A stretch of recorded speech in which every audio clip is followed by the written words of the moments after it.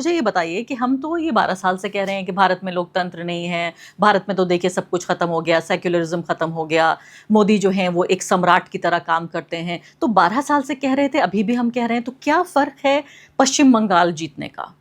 जी, पश्चिम बंगाल आरफा मुझे लगता है एक बहुत ऐतिहासिक जीत हुई है। इसको हमें ना थोड़ा जो भाजपा की हुई है, लगातार मोदी 2014 से जो एकदम उत्तर और पश्चिमी भारत में एक पकड़ उन्होंने बना ली थी और उसके बेसिस पे वो 2019 का चुनाव भी जीते और 2040 का 2024 का जो चुनाव है वो भी जीत कर आए। मतलब माइनॉरिटी रहे लेकिन माइनॉरिटी गवर्नमेंट रही लेकिन 240 एक अच्छा सिंगल लार्जेस्ट पार्टी तो वो रहे ही।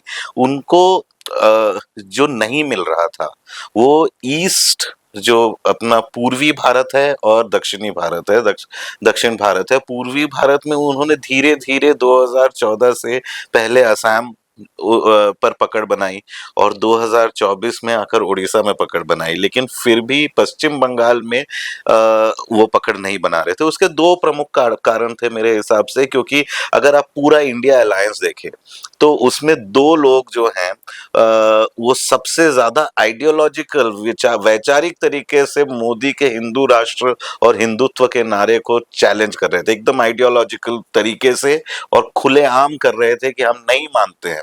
वो सेक्युलरिज्म हम कह रहे हैं सारा, लेकिन सेक्युलरिज्म को इन प्रैक्टिस कौन लेकर आ रहा था? तो वो ममता बनर्जी लेकर आ रही थी या फिर एम के स्टालिन लेकर आ रहे थे।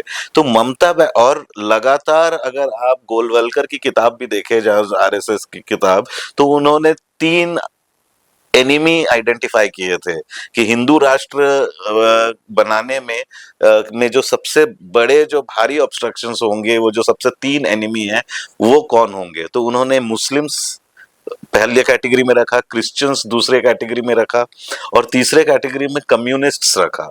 तो आप अब हम जानते हैं कि बंगाल में 34 साल लेफ्ट फ्रंट की गवर्नमेंट रही। लेफ्ट फ्रंट की गवर्नमेंट जब हारी भी तो तृणमूल एक्चुअली उनका जो पॉलिटिकल प्रैक्टिस क्या था, वो आइडियोलॉजी उनका लेफ्ट नहीं था, लेकिन जो प्रैक्टिस में अगर आप देखें तो उनका एक left of centre he economic agenda था और नेहरूवियन प्लूरलिज्म जो होता है वो पूरी तरीके से अपने वैचारिक तरीके से, तो एकदम वैचारिक तरीके से भाजपा को वो ये दे रहे थे। तो लगातार भाजपा की जो यहाँ जीत हुई है वो एक प्रेस्टीज जीत हुई है और उसी की तरीके से वो भाजपा के जो खेमे के जो लोग हैं उसी के तरीके से देख रहे हैं। उनको उतनी खुशी नहीं हुई होगी उड़ीसा जीत कर मान लीजिए,